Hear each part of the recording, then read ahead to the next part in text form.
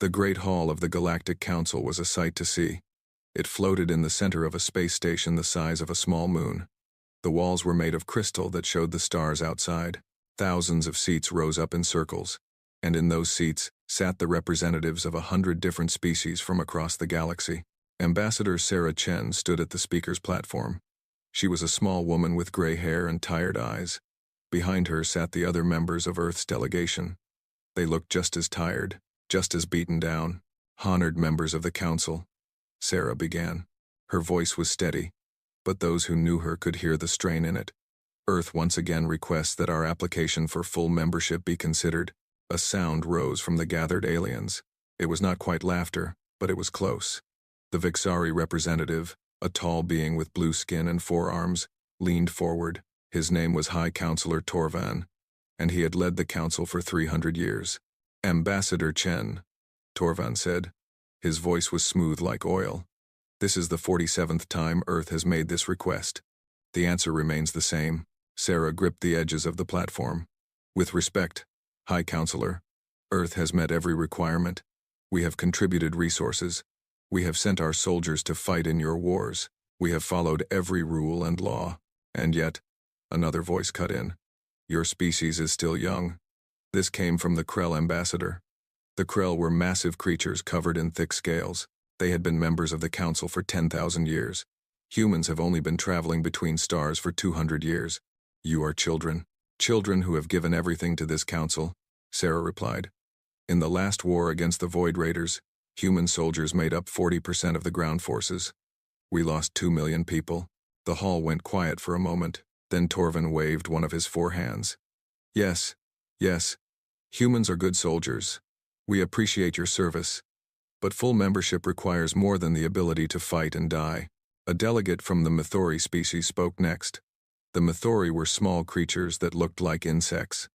They were known throughout the galaxy for their cruelty. The human ambassador forgets her place. Her species should be grateful we allow them to sit in this hall at all.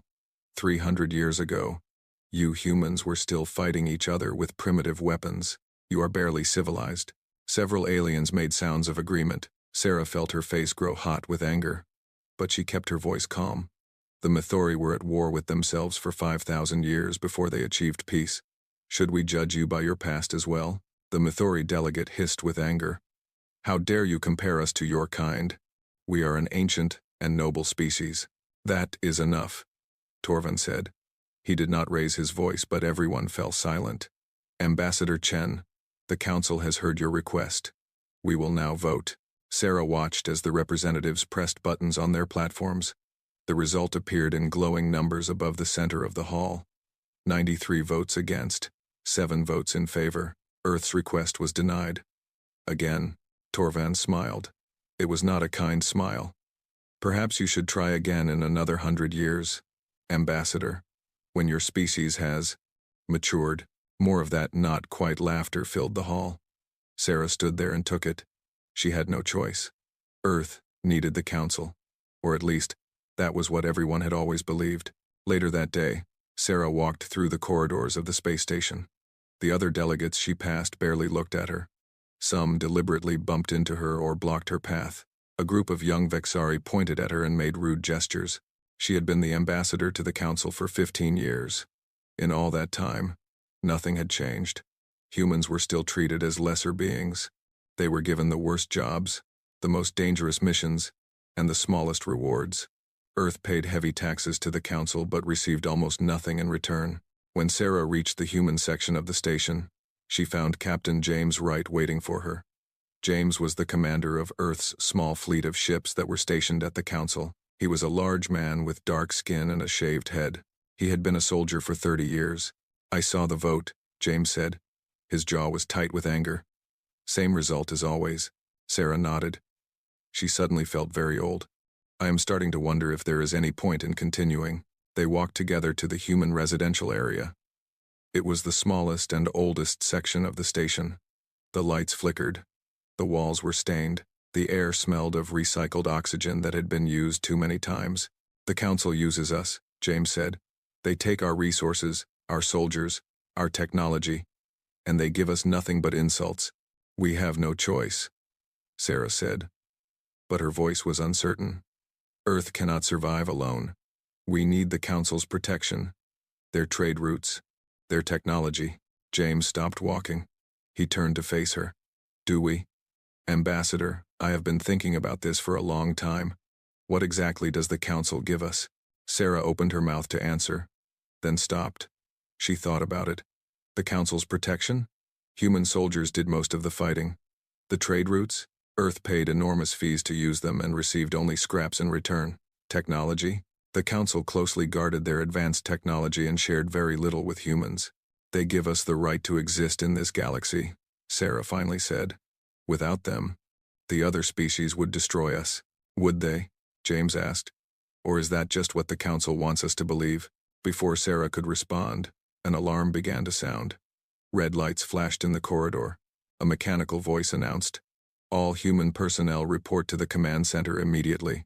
They ran. When they reached the command center, they found chaos. Human officers were shouting and pointing at screens. In the middle of it all was Admiral Yang, the highest-ranking human military officer at the station. "What happened?" James demanded. Admiral Yang turned to him. Her face was pale. "The Void Raiders. They attacked the human colony on New Hope. 500,000 civilians." Sarah felt her heart freeze. "When? How many casualties?" 3 hours ago. Early reports say. Yang's voice broke.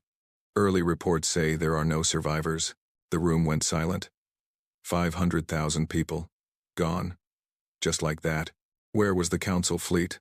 James asked. His hands were shaking. There were supposed to be 300 Council warships protecting that sector. Yang shook her head.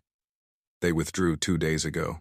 The Council reassigned them to protect a Vexari mining operation. Sarah felt something snap inside her. All the years of insults, all the rejected applications, all the sacrifices, and when humans needed help, the Council simply was not there. They knew, she whispered. The Council knew an attack was coming. That is why they moved the fleet.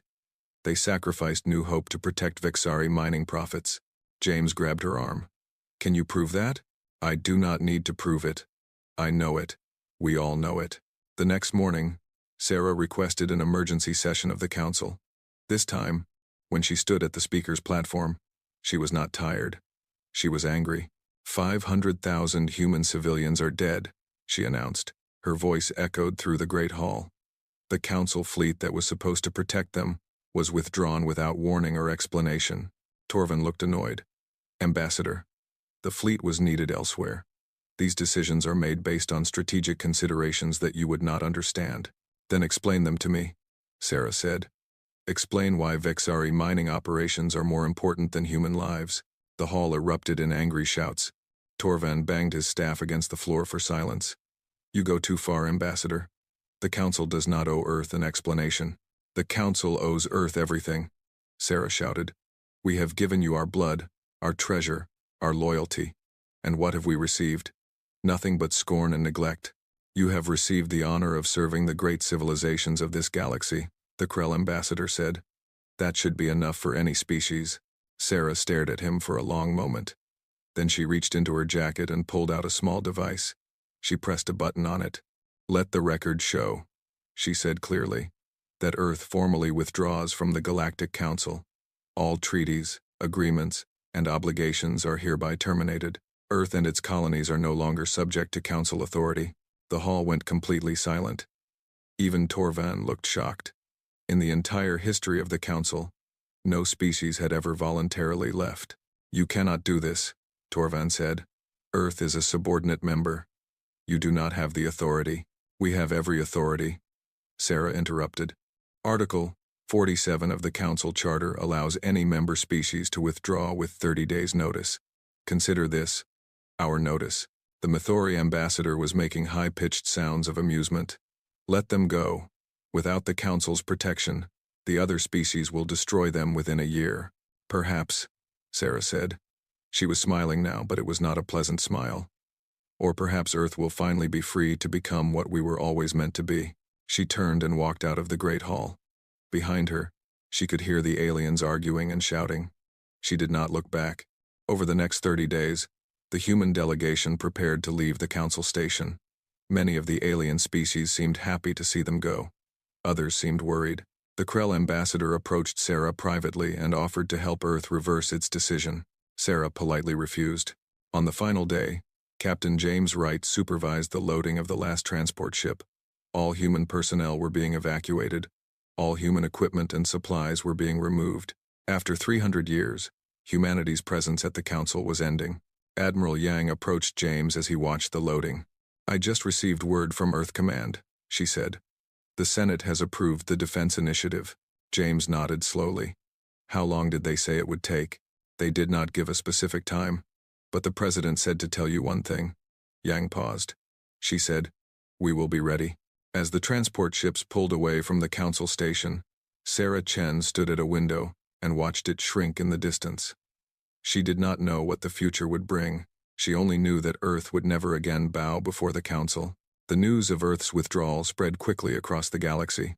Most species reacted with amusement or indifference. The humans were a minor race, barely worth noticing. Without the Council's protection, they would surely be conquered or destroyed within a few years. But there were some who watched humanity with different eyes. The Jurai, a species known for their wisdom, sent a private message to Earth. It contained only 3 words: "Remember who you are." The first year after Earth left the Council was quiet. Human space became off-limits to outsiders. The Council sent observers to watch Earth's borders, but they reported nothing unusual. A few small trading ships came and went. Military patrols kept to their regular routes. The Council stopped paying attention. They had more important matters to consider. A new threat was rising in the outer regions of the galaxy. A species called the Devourer was expanding rapidly, consuming everything in their path. The Council began assembling a fleet to stop them. On Earth, life was changing. The government declared a state of emergency. All resources were directed toward a single purpose. Factories that had made consumer goods began producing weapons. Scientists who had studied theoretical physics began building new kinds of engines. Every man, woman, and child was given a role to play. "We have been treated as lesser beings for 300 years, President Martinez said in a broadcast to the entire planet. "We accepted it because we believed we were weak. We believed we needed the Council to survive. But we were wrong." She stood in front of a massive construction yard. Behind her, the skeleton of an enormous warship was taking shape. Sparks flew as thousands of workers welded metal plates into place. "The Council sees us as children," the President continued. "They think we are useful only as soldiers and workers. They have never bothered to learn what humanity is truly capable of. They do not know our history. They do not know how we rose from the ashes of a dying world and reached for the stars. They do not know how many times we have faced extinction and refused to die." More ships were being built in other yards across the planet. And not just on Earth. Every human colony was contributing. Mars, Europa, New Beijing, the stations orbiting Jupiter, all of them were working around the clock. "The Council forgot one important truth," President Martinez said. "Humanity is at its best when we are pushed against a wall. When everything seems lost, when all hope appears to be gone, that is when we show our true strength." The broadcast ended with an image of the new warship. It was bigger than any vessel Earth had ever built. Its hull was covered in weapons. Its engines glowed with power. "This is the first of many," the President announced. "We are calling it the Hope. When we return to the stars, we will not come as servants. We will come as equals." On the Council station, High Counselor Torvan watched the broadcast with a slight frown. His aide stood nearby, waiting for orders. "Should we be concerned?" the aide asked. Torvan laughed. "The humans are building one warship? How frightening. We have thousands." He waved a dismissive hand. "Let them play with their toys. When they are ready to apologize and return to their proper place, we will be here." He turned away and forgot about Earth entirely. He had more pressing matters to consider. The Devourer fleet was growing larger every day. The Council's military commanders were asking for more ships, more soldiers, more resources. If Torvan had looked more carefully at the broadcast, he might have noticed something important. Behind the President, in the construction yard, there were not one but dozens of skeletal frames taking shape, and in the far distance, beyond the camera's focus, there were hundreds more, but he did not look. None of them did. And so the Council continued on, confident in their power, certain of their superiority, completely unaware of what was coming. On Earth, The work continued. Day and night, the factories produced weapons. Scientists made discoveries that would have taken centuries under normal conditions. The military trained new soldiers and developed new tactics. And in a secret facility deep beneath the surface of the moon, Admiral Yang stood before a holographic display. It showed Earth and all its colonies. It showed the routes to the Council station. And it showed something else, a growing fleet of warships, hidden from all outside observers. "We are ahead of schedule," Yang reported to the president. "At this rate, we will be ready sooner than expected." "How soon?" the president asked. Yang checked her notes.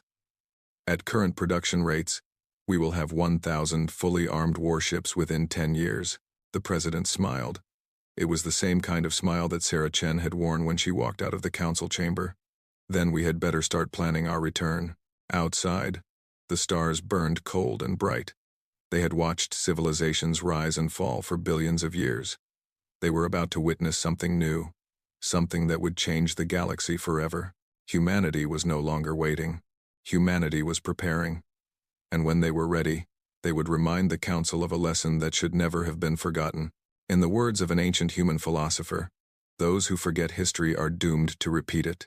The council had forgotten. But humanity remembered. They remembered every insult, every humiliation, every life that had been sacrificed for an ungrateful galaxy, and they were going to make sure that no one would ever forget again. 5 years had passed since Earth left the council. In that time, the galaxy had almost forgotten about the small species that had dared to walk away. The council had more important problems to worry about. The devourer threat was growing worse every day. But on Earth, things were very different. Dr. Elena Vasquez stood in her laboratory deep underground. Around her were hundreds of scientists, all working on the same project. They called it Project Phoenix. Its goal was simple: create weapons and technology that could match or surpass anything in the galaxy. "The plasma core is stable," one of the scientists reported. "We can begin the first test." Elena nodded. She had not slept in 3 days. None of them had. Sleep was a luxury they could not afford. In front of her was a device the size of a small car. It looked like nothing special, just a collection of metal and wires. But Elena knew what it really was. If it worked, it would change everything. "Begin the test," she ordered. The machine hummed to life. Energy crackled around it. For a moment, nothing happened. Then a beam of pure white light shot out from the device. It struck a target on the far wall, a piece of armor taken from a Krell warship, the toughest material in the galaxy. The beam cut through it like paper. The scientists erupted in cheers. Elena allowed herself a small smile. After 2 years of failure, they had finally done it. They had created a weapon that could penetrate any defense the council had. "This is just the beginning," Elena said to her team. "Now we need to make it bigger. Much bigger." Across the planet and throughout human space, similar breakthroughs were happening every day. In a research station orbiting Mars, a team developed a new type of engine that could travel twice as fast as anything the council possessed. On Europa, engineers created a shield system that could absorb 10 times more damage than standard defenses. And on Earth itself, factories worked around the clock producing ships, weapons, and supplies. The centerpiece of it all was the shipyards. They stretched for hundreds of kilometers in orbit above Earth. Thousands of workers in spacesuits moved among the skeletal frames of warships, welding, riveting, and installing systems. Every week, new ships were completed. Every month, the fleet grew larger. Admiral Yang visited the shipyards regularly. She had been promoted to supreme commander of all human military forces. It was her job to turn this growing fleet into a fighting force. "How many ships are combat ready?" she asked Captain James Wright, who now served as her second in command. James checked his datapad. 347. Another 80 will be completed this month. Yang looked out the viewport at the ships. They were beautiful in their own way. Long, sleek vessels bristling with weapons. Each one was designed from the ground up for a single purpose: war. "We need to train the crews better," Yang said. "The Council has thousands of years of experience in space combat. We have only 200. Our ships may be more advanced, but that means nothing if our crews cannot use them properly." "The training programs are running constantly," James replied. "Every pilot, every gunner, every officer is being pushed to their limits." "And beyond." Yang nodded. "Good. We cannot afford to be second best in anything. She thought about the 500,000 people who had died on New Hope. She thought about all the human soldiers who had sacrificed themselves in the Council's wars, only to be treated as expendable. Those memories fueled her determination. The Council thinks we are building one warship, Yang said. When we finally show ourselves, I want them to see 1,000. In another part of human space, Ambassador Sarah Chen was working on a different kind of project. She had spent the past 5 years studying every species in the galaxy, not just the Council members, but the smaller races too, the ones who, like humanity, had been treated as inferiors. The Jurai are willing to meet, her assistant reported. They have sent a secret envoy, Sarah smiled. The Jurai were an ancient species known for their wisdom and neutrality. They had never fully joined the Council but maintained friendly relations with everyone. Their opinion carried great weight throughout the galaxy. The meeting took place on a small moon at the edge of human space. Sarah arrived alone.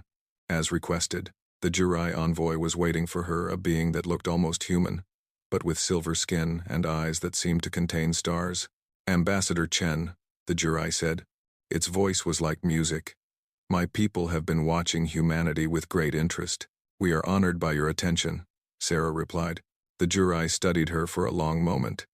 When you left the Council, many believed you were foolish. Some believed you were brave. My people believed something different. What did your people believe? We believed you were necessary. The Jurai moved closer. The Council has grown corrupt and stagnant. They have forgotten what it means to face true challenges. They need to be reminded. Sarah felt her heart beat faster. Are the Jurai willing to support Earth? We cannot support you openly, but we can offer information. The Jurai handed her a small crystal. This contains everything we know about the Devourer. The Council does not understand the true nature of the threat they face. If they continue on their current path, they will be destroyed. Sarah took the crystal. Why are you helping us? The Jurai smiled. It was a sad smile. Because when the darkness comes, the galaxy will need humanity. You are the only ones with the fire to stand against it. Back on Earth, the information from the Jurai was analyzed by the best military minds in human space. What they found was disturbing. The Devourer are not just another aggressive species, Admiral Yang told President Martinez. They are something much worse. They consume everything, not just planets, but stars. They convert matter into more of themselves. At their current rate of expansion, they will reach Council space in 15 years. They will reach Earth in 20. The President studied the data on her screen. Can the Council stop them? No. Their fleet is large, but the Devourer adapt to any weapon used against them. The Council keeps using the same tactics, the same technology. Eventually, the Devourer will become immune to everything they have. And us? Can we stop them? Yang paused. I do not know, but I know we have to try. If we do not, there will be no one left. The President made a decision. She called an emergency meeting of all human leaders, political, military, scientific, and civilian. For the first time, everyone was told the full truth. The galaxy faces extinction, the President announced. Not just humanity, but all life. The Devourer will consume everything if they are not stopped. The Council cannot stop them. That leaves us. The room was silent. Then, slowly, people began to speak. Some argued that humanity should hide, flee to another galaxy if possible. Others wanted to warn the Council and offer an alliance, but most expressed a different opinion. For 300 years, we served the Council faithfully, said General Marcus Cole, the oldest military officer in the room. They spat on us. They let our people die. Now they face destruction, and they expect us to save them? They do not expect anything from us, Sarah Chen replied. They have forgotten we exist. Then perhaps we should remind them, Cole said. But on our terms, not as servants, as equals. Or perhaps, he smiled grimly, perhaps as their only hope. The debate continued for hours. In the end, they reached a decision. Humanity would continue building its fleet. When the time was right, they would return to Council space. They would offer to help, but only if the Council agreed to fundamental changes in how humans were treated. And if they refuse, someone asked, then we will let them face the Devourer alone, the President replied. and hoped that enough of them survived to learn from their mistakes. The years continued to pass. Earth's fleet grew larger and more powerful. Training exercises became more intense and realistic. Scientists continued to push the boundaries of what was possible. In the 8th year, Dr. Elena Vasquez made her greatest discovery.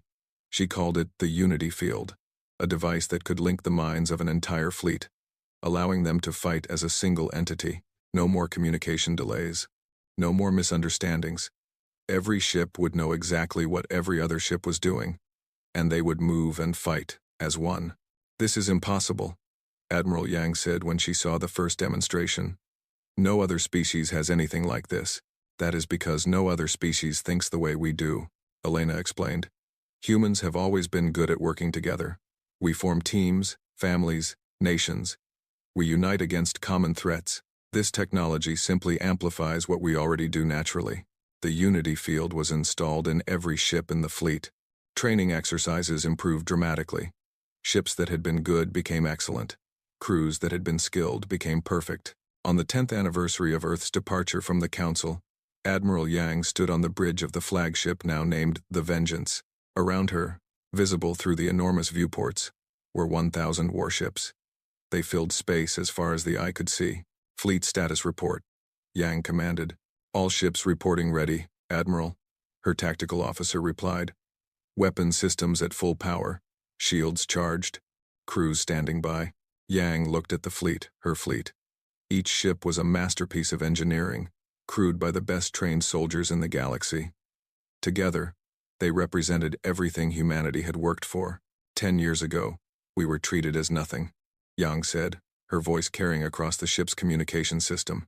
10 years ago, we were insulted, ignored, and abandoned. The Council believed we would wither and die without them. She paused. Around the fleet, every crew member was listening. They were wrong. We did not wither. We did not die. Instead, we grew stronger. We became something they never imagined. We became warriors. The fleet was silent, waiting. Soon, we will return to Council space. Not as servants, not as beggars. We will return as a force unlike anything the galaxy has ever seen. And when we arrive, the Council will have a choice. They can accept us as equals and join us in fighting the true enemy. Or they can face the Devourer alone. In every ship, soldiers stood straighter. Pride filled their hearts. "I know which choice they will make," Yang continued. "Because when they see what we have become, they will understand what humanity truly is. We are not children. We are not inferior. We are the species that survived ice ages and world wars. We are the species that conquered diseases and split atoms. We are the species that looked at the stars and refused to stop until we reached them." She raised her fist.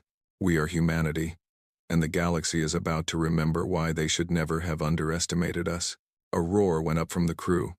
It was echoed across every ship in the fleet. 1,000 warships, crews united in purpose and determination. At that moment, far away in Council space, High Counselor Torvan was attending yet another meeting about the Devourer threat. Reports were increasingly grim. Colony after colony was falling to the enemy. The Council's fleet was being pushed back on every front. "We need more soldiers," a military commander was saying. "More ships, more everything." Torvan rubbed his temples. "Where are we supposed to find more resources? Every member species is already contributing everything they can. There are non-member species," someone suggested. "Perhaps we could recruit." "No," Torvan cut him off. "We will not beg lesser species for help. The Council will handle this ourselves." No one mentioned Earth. In 10 years, no one had mentioned Earth. The humans had become a footnote in history, a minor species that had foolishly rejected the greatest civilization in the galaxy. Torvan did not know that his footnote was about to become the most important chapter in the story of the galaxy. While the Council argued and debated, Earth's fleet was preparing to move. Supply ships were loaded. Final training exercises were completed. Every ship was checked and rechecked. President Martinez visited Admiral Yang one last time before the fleet departed. They stood together on the observation deck of the Vengeance, looking out at the assembled ships. "I wish I could go with you," Martinez said. "Your place is here," Yang replied. "Earth needs you. The colonies need you. If something goes wrong, you will have to lead whatever comes next." Martinez nodded slowly. Do you think they will accept our terms? I think they will have no choice. When they see what we have built, when they understand what we offer, they will accept. Pride is a powerful thing, but survival is more powerful. The president reached out and clasped Yang's hand. Bring our people home safely, Admiral, and show the galaxy what humanity is made of. I will, Yang promised. One way or another, the galaxy will never forget this day. The next morning, 1,000 warships ignited their engines and began moving toward the edge of human space. They traveled in perfect formation, their unity field linking them into a single, unstoppable force. As they approached the boundary between human space and Council territory, Captain James Wright turned to Admiral Yang. Orders, Admiral. Yang looked at the stars ahead. Somewhere out there was the Council that had rejected humanity. Somewhere out there was the enemy that threatened all life. And somewhere out there was the destiny that humanity had been building toward for 300 years. Set course for the Council station, Yang commanded. Maximum speed. And if they try to stop us? Yang smiled. It was not a kind smile. They can try. The fleet surged forward, crossing into Council space for the first time in a decade. Behind them, Earth waited and hoped. Ahead of them, a galaxy stood on the edge of destruction. The moment of truth was finally at hand. The Council station was in chaos. Warning sirens blared through every corridor. Military officers ran back and forth, shouting orders that no one seemed to follow. In the great hall where so many species had gathered to insult humanity, screens now showed maps of a galaxy being consumed. High Counselor Torvan stood at his command platform, watching the latest reports come in. 30 more systems had fallen to the Devourer in the past month. The Council fleet had lost another 200 ships. At this rate, the enemy would reach the core worlds within 5 years. We are running out of options, Admiral Vex, the Krell commander of the Council fleet, reported. His scales were dull with stress. Every weapon we use against them, they adapt to within days. Our tactics no longer work. Our soldiers are dying in the thousands. Then find new tactics, Torvan snapped. Find new weapons, that is your job. With respect, High Counselor, we have tried everything. The Devourer are unlike any enemy we have faced. They do not negotiate. They do not retreat. They simply consume. The Metheri representative pushed forward. He looked thinner than he had 10 years ago. The stress was taking its toll on everyone. Perhaps we should evacuate the outer systems, pull our forces back to defend the core worlds, and abandon billions of citizens? Another representative demanded. That is unacceptable. It is survival, the Metheri replied. Better some than none. The argument continued, but Torvan was no longer listening. He was staring at a different screen, one that showed the borders of Council space. Something strange was happening. Long-range sensors were detecting unusual energy signatures. What is that? He asked, pointing. Admiral Vex looked at the screen and frowned. Unknown. It appears to be a large number of ships approaching from. That direction is. He paused, confused. That direction is human space. Humans. Torvan laughed, but there was no humor in it. The humans have been gone for 10 years. They probably destroyed themselves by now. These readings are definitely ships, Vex insisted. Many ships. More than 100. A cold feeling settled in Torvan's stomach. Send a patrol to investigate, and do not let this distract from the real threat. But the cold feeling would not go away. On the edge of Council space, the first patrol ships spotted the incoming fleet. What they saw made them freeze in disbelief. Command, this is Patrol 7, the patrol leader reported, his voice shaking. We have visual confirmation of the unknown contacts. They are warships. Human warships. How many? Command asked. The patrol leader counted, and kept counting. I see hundreds. No, more than hundreds. His voice rose in panic. There are at least 1,000 ships out here. At the Council station, the report was received with stunned silence. Torvan stared at the communication officer as if he had grown a second head. Say that again, he ordered. 1,000 human warships, High Counselor. They are on a direct course for the Council station. The Great Hall erupted in panicked chatter. Representatives shouted questions and demands. Military officers began calculating defense plans. Everyone was confused and afraid. This is impossible, Torvan said. The humans had barely 50 ships when they left. They could not have built this many in 10 years. It must be a trick. So, it is no trick, a new voice said. Every eye turned to the main communication screen. It flickered, and then a face appeared, a face that Torvan remembered. It was older now, with more lines and gray hair, but the eyes were the same. Hard, determined, unafraid. Ambassador Chen, Torvan said slowly. This is unexpected. Sarah Chen smiled. Hello, High Counselor. I told you that Earth would not be waiting 100 years. What is the meaning of this? You bring warships into council space without permission? We do not need your permission. We are not members of your council. Sarah's smile faded. But we are not here to fight you, Torvan. We are here to save you. The hall went quiet. Torvan opened his mouth, closed it, and opened it again. Save us? From what? From the devourer. From your own pride. From extinction. Sarah leaned forward. We know about your war, Torvan. We know that you are losing. We know that if something does not change, every species in this galaxy will be consumed. How do you know this? Because while you were ignoring us, we were paying attention. We know the devourer better than you do.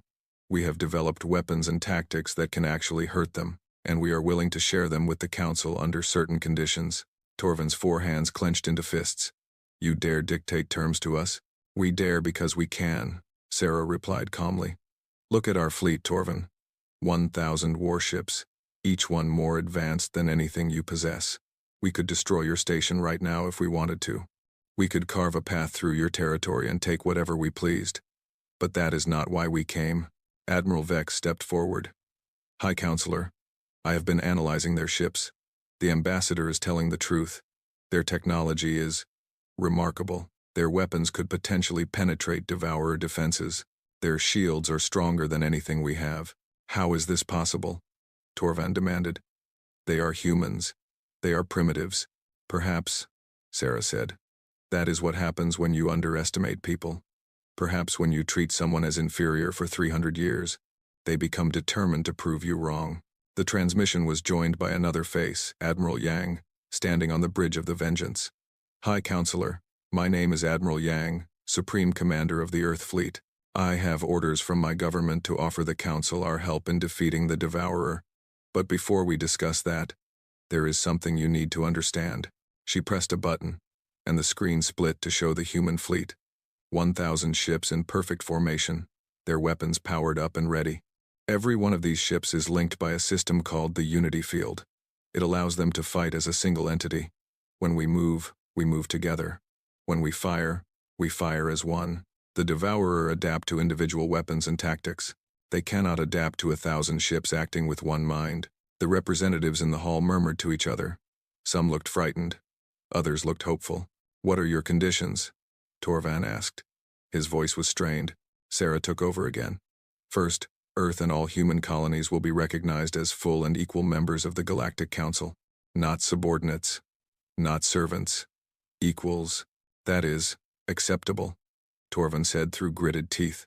Second, all human soldiers who died in service to the Council will be honored. Memorials will be built. Their sacrifice will be remembered. Fine. Third, the Council will pay reparations to the families of the 500,000 civilians who died on New Hope. The attack that you allowed to happen, Torvan's face twisted with anger. We did not allow. You withdrew your fleet to protect Vexari mining interests. Sarah cut him off. We have proof. Accept responsibility, or we leave. A long silence followed. Finally, Torvan nodded. Very well. We accept responsibility. Fourth, Sarah continued. The Council will reform its voting system. Every member species, regardless of age or size, will have an equal voice in decisions. No more domination by the old races. This caused an uproar. The Krell ambassador slammed his massive fist on his platform. Outrageous. We have been members for 10,000 years. You cannot expect us to have the same voice as species that joined yesterday. Then enjoy fighting the Devourer without us. Admiral Yang said. We will watch from a safe distance. The Krell ambassador opened his mouth to argue, but Admiral Vex grabbed his arm. Be quiet, you fool. Look at their ships. Look at their weapons. Without them, we are dead. The debate continued for an hour, but the outcome was inevitable. One by one, The representatives agreed to Earth's terms. They had no choice. Their backs were against the wall, and humanity was the only hope they had left. When all the conditions were accepted, Sarah Chen addressed the council one final time. "Thank you for your cooperation. I know this was not easy for you. Your pride has taken a blow today. But pride means nothing if we are all dead." She paused, looking at the assembly, the same assembly that had rejected Earth 47 times. The same assembly that had laughed at humanity and called them children. 10 years ago, I walked out of this hall in anger. I believed the council was beyond saving. I believed you would never change. Her voice softened slightly. I hope I was wrong. I hope that when this war is over, we can build something better together. A galaxy where all species are truly equal, where no one is treated as inferior. She straightened. But first, we must survive. And to do that, we must fight. Admiral Yang will now brief you on our battle plan. Yang stepped forward. Behind her, tactical displays showed maps of devourer-controlled space. The enemy has consumed approximately 15% of the galaxy. Their main force is currently moving toward the Krell homeworld. If they take it, they will gain access to the largest shipyards in Council space. We cannot allow that to happen. The Krell homeworld? The Krell ambassador looked terrified. My people, my family, will be safe if our plan works, Yang assured him. The Earth fleet will lead the attack. We will draw the Devourer's main force into a trap. Council ships will provide support and cut off their escape routes. You want us to follow your orders? A Vexari commander asked.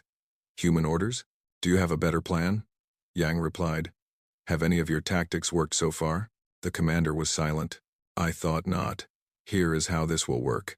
The Unity field can be extended to include Council ships if their crews agree to link with us. You will see what we see. You will know what we know. And together, we will fight as one fleet. Link our minds with humans? The Methari representative made a sound of disgust. Never. Then your ships can stay behind, Yang said. We will save the galaxy without you. In the end, most of the Council species agreed to the link. Only the Methori refused entirely. They would watch the battle from a safe distance, they said. If humanity proved itself, they would consider joining later. Yang did not argue. She had expected this. The Methori had always been the most hostile to humanity. Let them watch. Let them see what they had missed. The combined fleet assembled at the edge of Krell space. Earth's 1,000 warships formed the center, surrounded by 3,000 Council vessels. It was the largest fleet ever gathered in the history of the galaxy. On the bridge of the Vengeance, Admiral Yang activated the Unity field. She felt the minds of her crew connect, not reading thoughts, but sharing awareness. She knew where every ship was, what every weapon was doing, how every crew member felt. Then the Council ships linked in. It was different. Alien minds touched hers. Krell warriors, steady and strong. Vexari tacticians, quick and clever. Jurai observers, calm and ancient. Hundreds of species, all connected. For a moment, Yang felt overwhelmed. Then she steadied herself. These were her allies now. Her responsibility. Her fleet. All ships, she announced, her voice carrying to every vessel. The enemy is ahead. They have never faced a force like ours. They do not know what we are capable of. Today, we show them. The fleet began to move. Engines fired, ships accelerated, the stars streaked past. Ahead, the Devourer waited. Millions of them, gathered around the Krell homeworld. From a distance, they looked like a swarm of insects, countless small shapes moving in perfect coordination. Each one was a living weapon, capable of consuming ships and planets alike. Enemy fleet detected, the tactical officer reported. Approximately 3 million individual units. 3 million? Someone on the Council frequency gasped. That is, we cannot fight 3 million. Yes, we can, Yang replied. Trust the plan. Trust each other. Trust humanity. The Devourer noticed the approaching fleet. They began to move, forming into attack formations. Their patterns were strange, not like normal military tactics, but more like a predator preparing to strike. They are adapting already, a Council scientist reported, analyzing our ship configurations. Let them analyze, Yang said. They have never seen weapons like ours. The two fleets raced toward each other. The distance shrank rapidly. 100,000 kilometers, 50,000, 20,000. All ships, Yang commanded. Weapons free.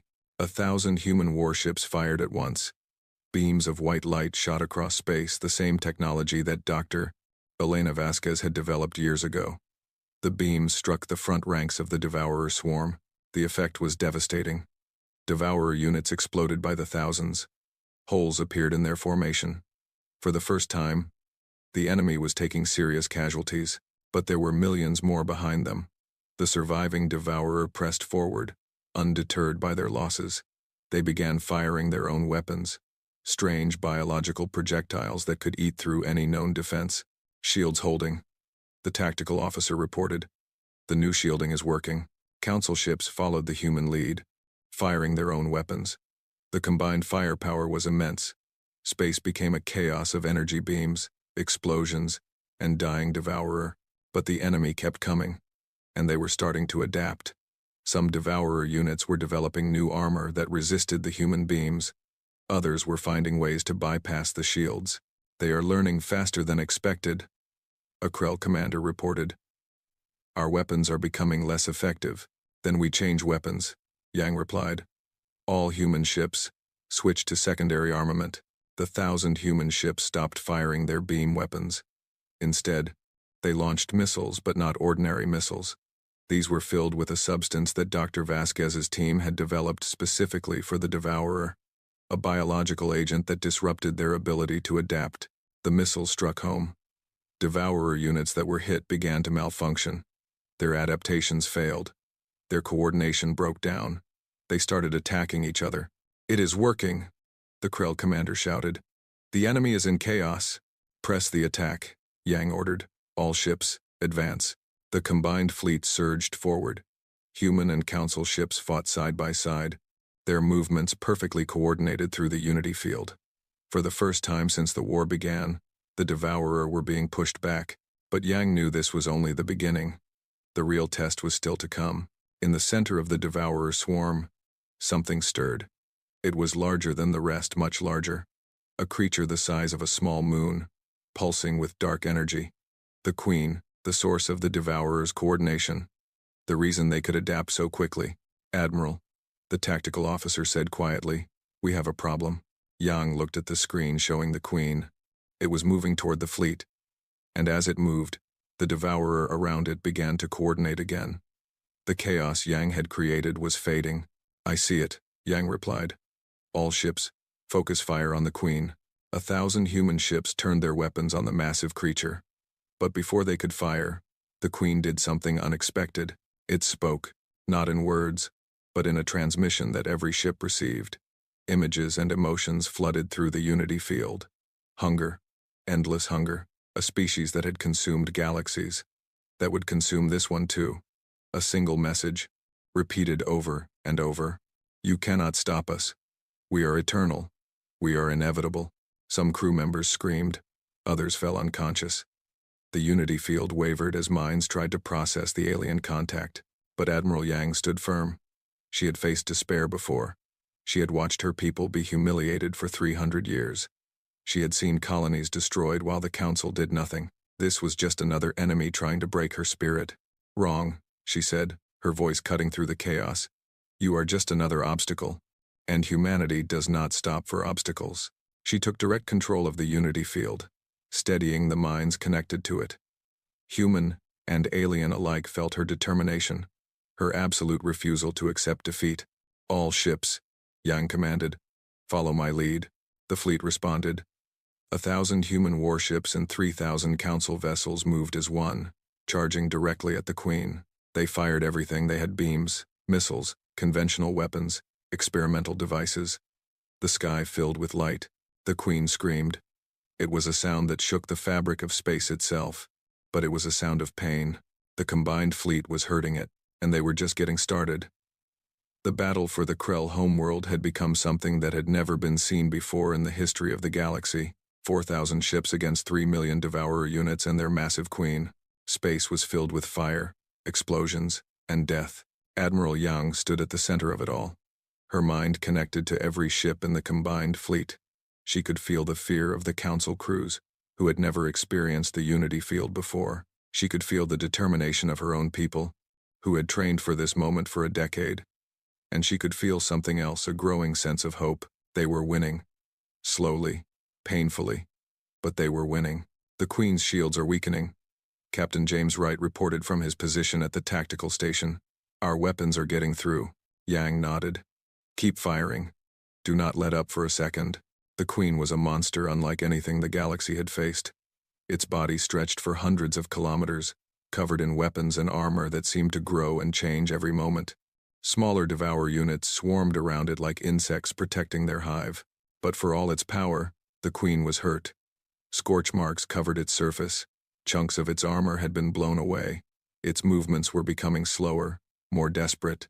It is trying to retreat, the tactical officer said.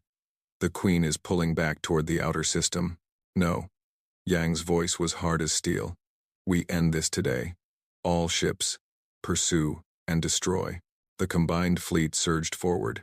Human ships led the charge, their advanced engines allowing them to keep pace with the fleeing Queen. Council ships followed close behind, adding their firepower to the assault. The Devourer units fought back with desperate fury. They threw themselves at the attacking fleet, sacrificing themselves to slow the advance. Thousands of them died every minute, but more kept coming. We are taking losses, a Krell commander reported. The enemy is focusing on our support ships. Yang checked the fleet status. Dozens of Council vessels had been destroyed. Hundreds more were damaged. The human fleet had lost fewer ships thanks to their superior shields. But they were not immune to the constant attacks. Titan formation, Yang ordered. Human ships, provide cover for the Council vessels. We cannot afford to lose our allies now. The fleet reorganized itself. Human warships moved to protect the weaker Council ships, taking hits that would have destroyed them. Crews worked frantically to repair damage and keep weapons firing. Through it all, Yang kept her focus on the Queen. The massive creature was still trying to escape, but it was slowing down. Its wounds were too severe. It could not run forever. Admiral, the tactical officer said, I am detecting something strange. The Queen's energy output is increasing. Yang frowned. Increasing? Even while it is wounded? Yes, it is. I think it is preparing something. Before Yang could respond, the Queen stopped running. It turned to face the pursuing fleet. For a moment, nothing happened. Then the Queen screamed again. This time, the scream was not just a sound. It was a weapon. A wave of pure psychic energy swept out from the creature, hitting every ship in the fleet. Through the unity field, Yang felt millions of alien thoughts crash into the minds of her crews. Screams filled the communication channels. Ships veered off course as their crews struggled with the mental assault. The unity field began to fragment as minds overloaded. Hold together, Yang shouted. Everyone, focus on my voice. Block out everything else. She poured her own strength into the field, trying to stabilize it. But there were too many ships, too many minds. She could not reach them all. Then she felt something unexpected. Help was coming. The Jurai ship's ancient vessels that had joined the fleet at the last moment began broadcasting a signal. It was a song, in a way. A melody that cut through the chaos and brought calm. We are with you, Admiral, the Jurai commander said. Our people have faced psychic attacks before. Let us help shield the fleet. The Jurai song spread through the unity field. Minds that had been overwhelmed began to recover. Ships that had lost control steadied themselves. The fleet regrouped. Yang felt a moment of gratitude. Then she pushed it aside. They could celebrate later. Right now, they had a monster to kill. All ships, she commanded. The Queen used its last weapon. It has nothing left. This is our chance. Attack with everything we have. 1,000 human ships fired at once. 3,000 Council ships added their weapons. The combined barrage was the most powerful attack ever launched in the history of space warfare. The Queen tried to raise its shields. They flickered and died. It tried to dodge. It was too slow, too wounded. It tried to scream again. The sound died in its throat. The firepower hit the Queen like a hammer from the gods. Its armor shattered. Its body tore apart. Explosions ripped through it from inside as vital systems failed. For a long moment, the Queen hung in space, broken and dying. Then, it exploded. The blast was visible from the Krell homeworld. Billions of citizens looked up and saw a new star appear in the sky, a star made of fire and death and hope. When the light faded, there was nothing left of the Queen but scattered debris. "Target destroyed," the tactical officer reported. His voice was shaking. The Queen is dead." A roar went up from the fleet. Human crews cheered. Council crews shouted in joy. Aliens who had never spoken to each other before embraced and cried. But Admiral Yang did not celebrate. She was watching the Devourer swarm. Without their Queen, the millions of units should have been thrown into chaos. They should have been easy to destroy. They were not. "Admiral," James said quietly, "the Devourer are still coordinated. How is that possible without the Queen?" Yang studied the enemy movements. James was right. The swarm was reorganizing, forming new attack patterns. They were adapting even without their central command. There must be another Queen, Yang realized. Or something like one. The Devourer do not rely on a single point of control. Then killing the Queen accomplished nothing? No. Yang shook her head. "We hurt them badly. Their coordination is slower. Their reactions are weaker. But we did not win the war. We only won a battle." She addressed the entire fleet. "All ships, the enemy is still active. But they are weakened. This is our opportunity to push them back, to reclaim the systems they have taken. Are you with me?" The response was immediate and overwhelming. Every ship, human and council alike, signaled their readiness. "Then let us finish what we started." Over the next hours, the combined fleet engaged the remaining Devourer forces. Without the Queen's enhanced coordination, the swarm was less effective. Ships that should have been destroyed survived. Attacks that should have succeeded failed. One by one, the Devourer units were eliminated. By the time the battle ended, over 2 million of them had been destroyed. The rest retreated into deep space, disappearing into regions where no ship could follow. The Krell homeworld was saved. Admiral Yang stood on the observation deck of the Vengeance, looking out at the stars. The battle was over, but she could not rest. Her mind was still connected to the remnants of the Unity field, still processing information from 1,000 ships. Captain James Wright joined her. He looked as tired as she felt. "Casualty reports are coming in," he said. "We lost 47 human ships. The Council lost over 200. Total crew deaths are estimated at 50,000. Yang closed her eyes. 50,000 lives.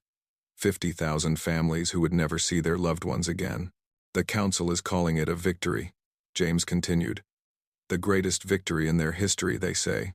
It is a victory." Yang agreed. "But not a final one. The Devourer will return. They always do. Then we will fight them again." Yang turned to look at him. James had been with her since the beginning, since the days when they were nothing but servants to an ungrateful galaxy. He had never wavered, never lost faith. "When I took command of this fleet," Yang said, "I thought I knew what I was fighting for. I thought I was fighting to prove that humanity was worthy of respect, to make the Council pay for how they treated us. And now I understand that it was never about respect or revenge. It was about something bigger." She looked back at the stars. "We are fighting for the right to exist. Not just humanity, but all life in this galaxy. The Devourer do not care about politics or pride. They just want to consume. If we do not stop them, everyone dies." James nodded slowly. "So we keep fighting. We keep fighting, until the enemy is destroyed or we are." A communication signal interrupted their conversation. It was from the Council Station High Counselor Torvan himself. "Admiral Yang." Torvan's image appeared on a nearby screen. He looked older than he had before the battle, tired and humble. "The Council wishes to express our gratitude for your service today. Without the human fleet, we would have been destroyed." Yang studied him for a moment. "You are welcome, High Counselor. I must admit," Torvan continued, "I did not believe humanity could accomplish what you did. When you left the Council 10 years ago, I thought you were fools. I was wrong. Yes, you were." Torvan winced at her bluntness, but he did not argue. "The Council has voted to implement all of the reforms your people requested. Full membership for Earth and its colonies, equal voting rights for all species, memorials for the human soldiers who died in our service, and reparations for the tragedy at New Hope." Yang felt something shift inside her. Not satisfaction exactly, but something close to it. Everything humanity had fought for was being achieved. "Thank you, High Counselor," she said. Earth accepts. There is one more thing, Torvin added. The Council has voted to offer you a position. We would like you to become Supreme Commander of all Council military forces. Human, Krell, Vexuri, everyone.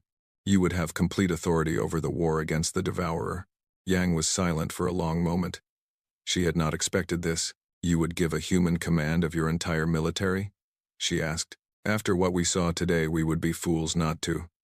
The Unity Field, your tactics, your technology, you have things we need. Things that could save us all. Torvan's voice softened. I know we do not deserve your help. We treated your people terribly for centuries. But I am asking anyway. Please, Admiral. Help us survive. Yang looked at James. He shrugged. Your call, Admiral. She thought about it. Part of her wanted to refuse. Part of her wanted to walk away from the Council just as Sarah Chen had done 10 years ago. Let them suffer. Let them face the consequences of their arrogance. But that was the old way of thinking. The way that led to division and weakness. If humanity was going to lead the galaxy into a new age, they had to be better than their enemies.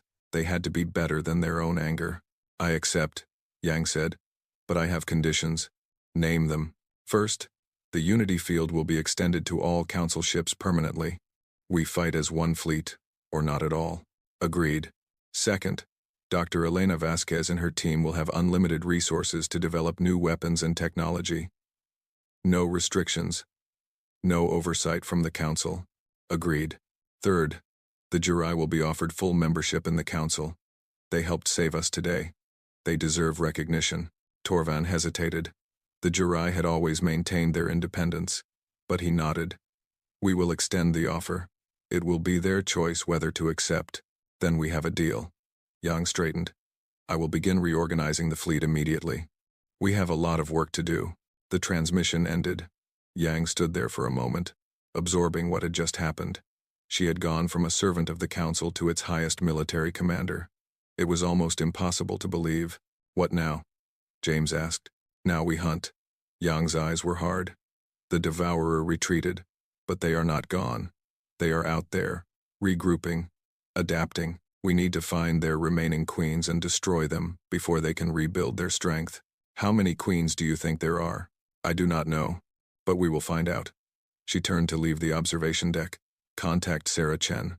Tell her to begin diplomatic outreach to every species in the galaxy. If they are not members of the Council, offer them membership. If they are hostile, offer them peace. We need every ally we can get. And if some species refuse to help, Yang paused at the door.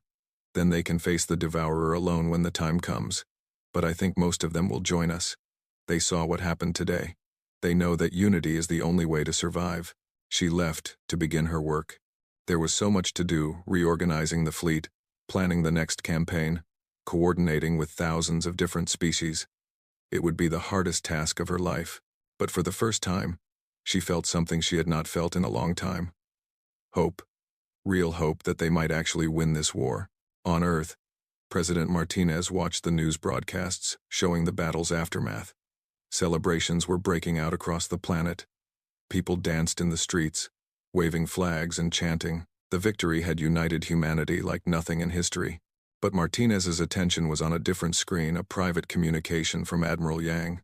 The Council has agreed to all our terms, Yang's recorded message said. Earth is now a full member with equal rights. The reforms are being implemented as we speak, and I have been given command of the entire Council military. Martinez smiled. 10 years ago, they had been outcasts, rejected, scorned. Now they were leading the galaxy against its greatest threat. There is still much work to do, Yang continued. The Devourer are not defeated, only weakened. The real war is still ahead of us. But for the first time, I believe we can win. Because we are not fighting alone anymore. The message ended. Martinez leaned back in her chair and looked out the window at the celebrating crowds. Earth had left the Council in shame. Now they had returned in glory. But glory was not enough. They needed to finish what they started. The war for the galaxy was far from over. 3 years had passed since the Battle of the Krell homeworld. 3 years of war, sacrifice, and slow progress. Under Admiral Yang's command, the combined fleet had pushed the Devourer back system by system. liberating worlds that had been consumed and destroying queens wherever they were found. 7 queens had been killed. Each battle was harder than the last. The Devourer learned from every defeat, adapted to every weapon. But humanity learned too. The scientists on Earth worked constantly, developing new technologies faster than the enemy could counter them. Now, only one queen remained. The oldest, the strongest. The one they called the Mother. She had retreated to the center of the Devourer's territory, a region of space so dangerous that no ship had ever returned from it. For months, the combined fleet had been preparing for the final assault. Every ship that could fight was being gathered. Every weapon that could be built was being manufactured. Admiral Yang stood in the war room of the Council Station, surrounded by the most powerful leaders in the galaxy. High Counselor Torvan was there, along with the military commanders of every member species. Sarah Chen represented Earth's civilian government. The Jurai envoy stood quietly in the corner, watching with ancient eyes. The Mother is protected by the last of the Devourer forces, Yang explained, pointing at a holographic map. Approximately 50 million units, concentrated in a sphere around her location. Our fleet numbers 12,000 ships. We will be outnumbered, but we have advantages they do not. What advantages? The Krell commander asked. Unity, technology, and the fact that we know exactly where she is. Yang highlighted a point in the center of the enemy formation. Dr. Vasquez's team has developed a new weapon, something that can destroy the Mother in a single strike. But we need to get close enough to use it. How close? Someone asked. Within 100 kilometers. The room went silent. 100 kilometers meant flying through millions of Devourer units. It meant suicide. That is impossible, the Vexari commander said. No ship could survive long enough. One ship could, Yang replied. The Vengeance has been modified to carry the weapon. Its shields have been reinforced with the latest technology. And it will not be alone. The entire fleet will create a path for it. Sarah Chen stepped forward. You are talking about leading the attack personally. I am the only one who can control the unity field precisely enough. If someone else tries, the coordination will fail. Ships will die uselessly, but you will die too. Yang did not answer immediately. She looked around the room at the faces of beings who had once despised humanity. Beings who had called them children, savages, inferiors. Now they were looking at her with something different in their eyes. Respect, gratitude, hope. If I die, Yang finally said, it will be because I chose to. Not because the Council sacrificed me, not because I was expendable. I will die as the commander of the greatest fleet this galaxy has ever seen, striking the final blow against an enemy that threatened all life. She smiled slightly.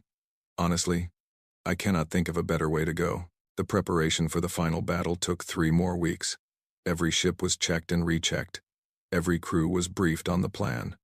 The weapon doctor, Vasquez, had created a device called the Extinction Pulse, was carefully installed in the Vengeance. On the day before the fleet departed, Captain James Wright visited Admiral Yang in her quarters. They had served together for 15 years now. He knew her better than anyone. You do not have to do this yourself, he said. Let me pilot the Vengeance. You can command the fleet from another ship. Yang shook her head. The unity field works best when I am at the center of it. You know that. Then let me come with you. Someone needs to watch your back. She looked at him for a long moment. Then she reached out and clasped his hand. No, I need you to survive. If I fail, if the weapon does not work, someone will need to rally the fleet. Someone will need to keep fighting. She squeezed his hand. That someone is you. James wanted to argue, but he could see in her eyes that her mind was made up. She had always been stubborn. It was one of the things he admired most about her. Then make sure you do not fail, he said. The galaxy still needs you. I still need you. Yang smiled. I will do my best. The next day, 12,000 ships gathered at the edge of Devourer space. It was the largest fleet ever assembled in the history of the galaxy. Ships from 100 different species flew side by side, their crews linked by the unity field that Yang had taught them to use. On the bridge of the Vengeance, Yang took her command chair. Around her, a skeleton crew operated the essential systems. Most of the ship's normal complement had been transferred to other vessels. Only volunteers remained, people who had chosen to fly into almost certain death. All ships, Yang broadcast to the fleet. Today, We end this war. For 3 years, we have fought the Devourer across the galaxy. We have lost friends and family. We have sacrificed more than any species should have to sacrifice. Images of the war flashed through the Unity field. Battles won and lost. Planets liberated. Soldiers who had died fighting. 50 million dead across all species, including 3 million humans. But we are still here, Yang continued. We are still fighting.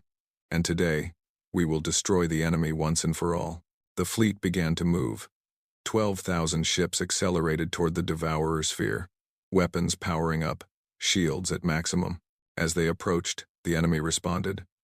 50 million Devourer units swarmed toward the incoming fleet, forming defensive barriers and attack formations. The space between the two forces filled with deadly intent. Hold formation, Yang commanded. Wait for my signal. The distance closed. 1 million kilometers. 500,000, 100,000. Now, 12,000 ships fired at once. The combined firepower was beyond imagination enough to destroy planets, to shatter moons, to burn holes in the fabric of space itself. The front ranks of the Devourer swarm simply ceased to exist, but there were millions more behind them. They poured forward like a wave of death, crashing against the fleet's shields. Ships began to take damage. Some began to die. Maintain fire, Yang ordered. Create a path for the vengeance. The fleet fought with everything it had. Human ships used their advanced weapons to cut through the enemy.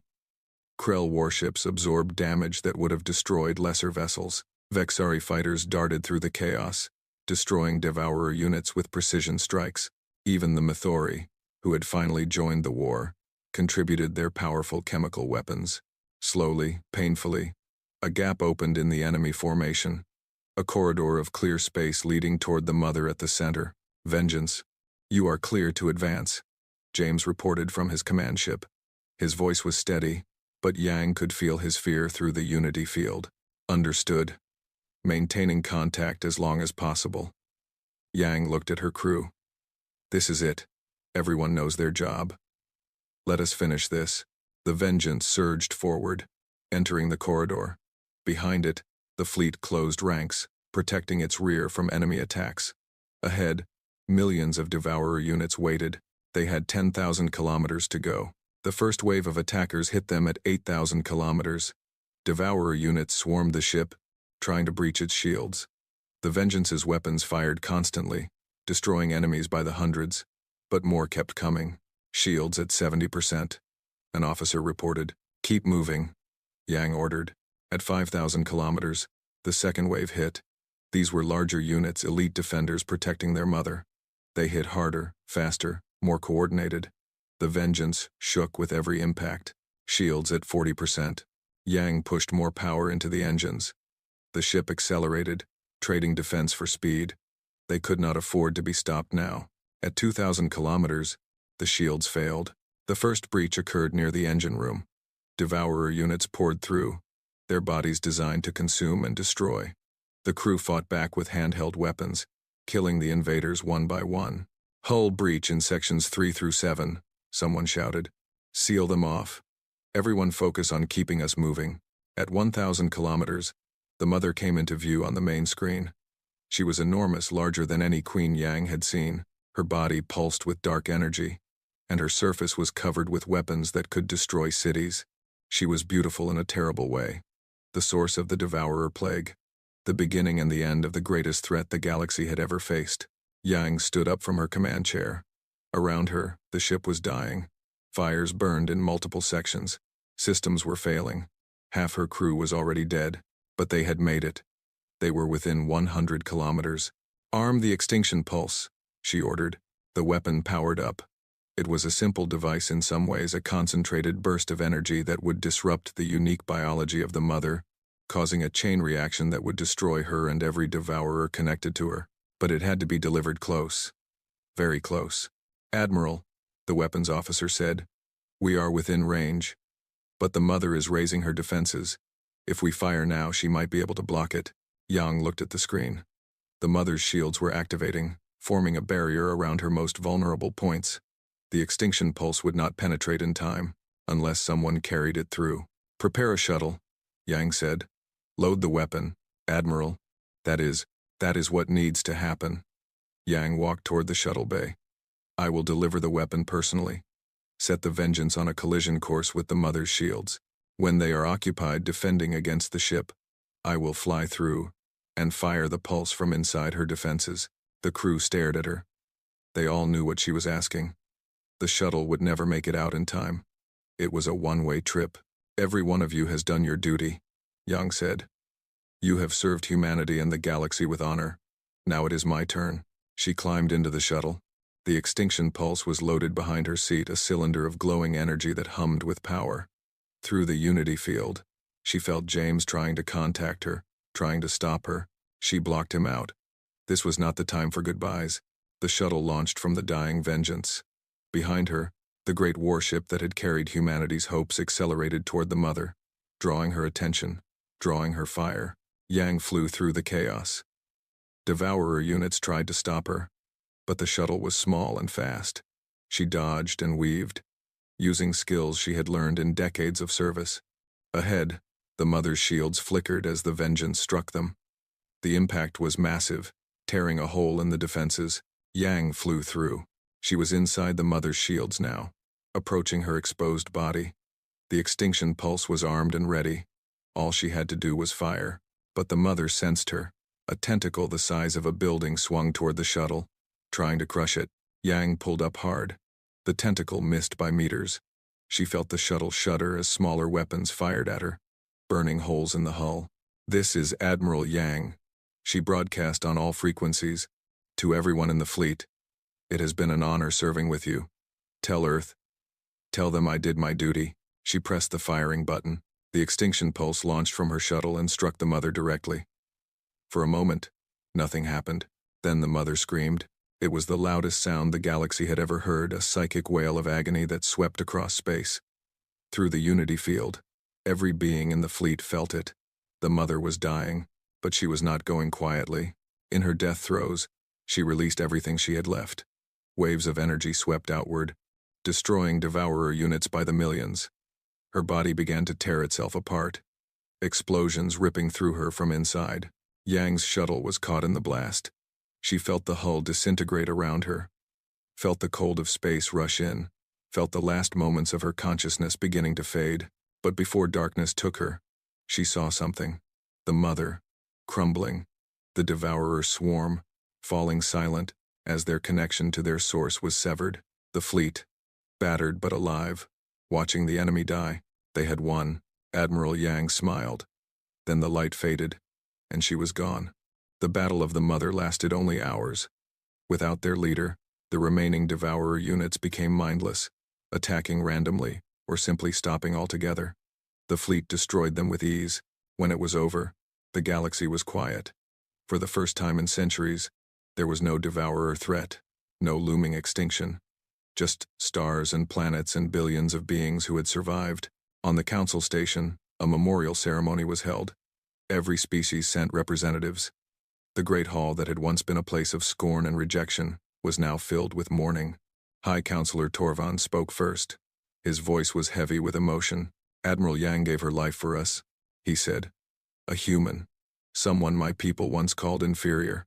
Someone I personally rejected and insulted. He paused, composing himself. She was the greatest hero this galaxy has ever known.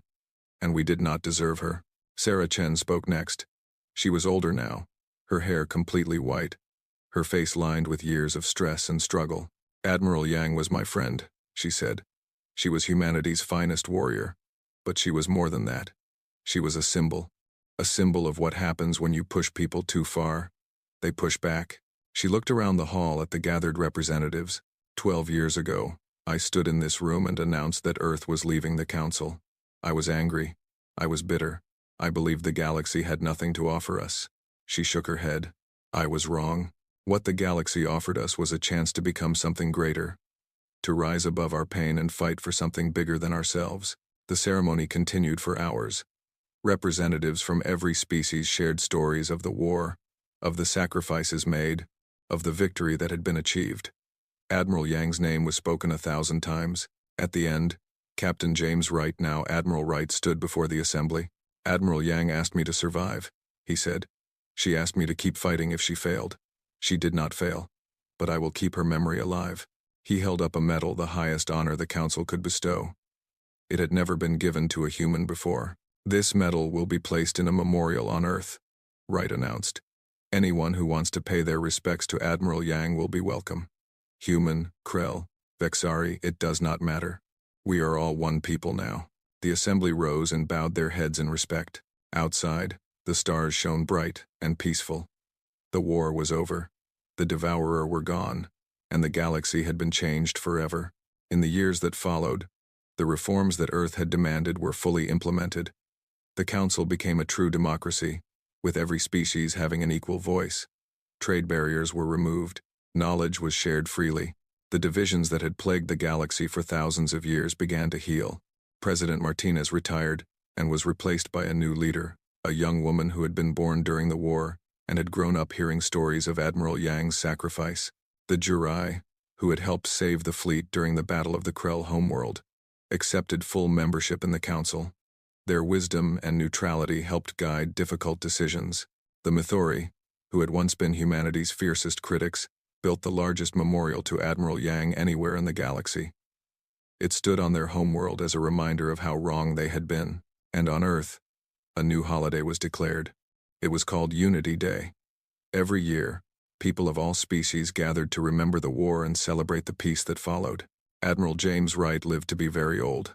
He spent his final years writing a history of the war, making sure that future generations would understand what had happened and why. In his final chapter, he wrote this: "When Earth left the Council, we believed we were alone. We believed we had to prove ourselves worthy of respect. But in the end, we learned something different. We learned that true strength does not come from being better than others. It comes from lifting others up. It comes from sacrifice. It comes from unity." Admiral Yang understood this better than anyone. She did not fight for glory or revenge. She fought because it was right. She died because it was necessary. And because of her sacrifice, a galaxy that had been divided for millennia found a way to stand together. That is her legacy. That is humanity's legacy. Not conquest or dominance, but cooperation. Not fear or anger, but hope. The stars are vast and cold, but when we stand together, we can warm them with our light. He set down his pen and looked out the window at the night sky. Somewhere up there, among the endless stars, Admiral Yang was watching, and she was proud.